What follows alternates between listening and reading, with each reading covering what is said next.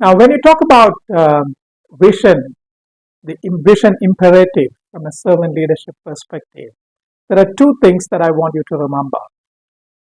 The first thing is that the vision imperative is not what we normally refer to in the traditional sense of a vision statement. The vision imperative is larger than the vision itself. The vision imperative actually encompasses a lot of things like the vision, which is what is your big picture for the future, or a mission, what's the business purpose that you have, and the values that you have, the boundaries that the organization will adhere to, the goals that you have for your organization, and the objectives that you want to achieve. So the vision imperative is not should not be seen in a narrow sense. It is much broader than the vision statement itself. So that's the number one thing that I want you to remember. The number two thing that I want you to remember is that a servant leader's vision is very different from the traditional leader's vision. Now, every leader has got a vision.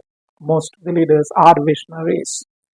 But a servant leader's vision will always be focused externally, not internally. It is not about what you can gain. It is not about how big or how good or how great your organization can be.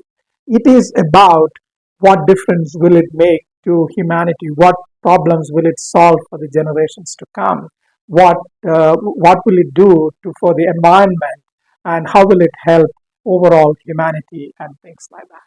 Right? So these are the two things that I want you to remember when you think about the vision imperative of a servant leader.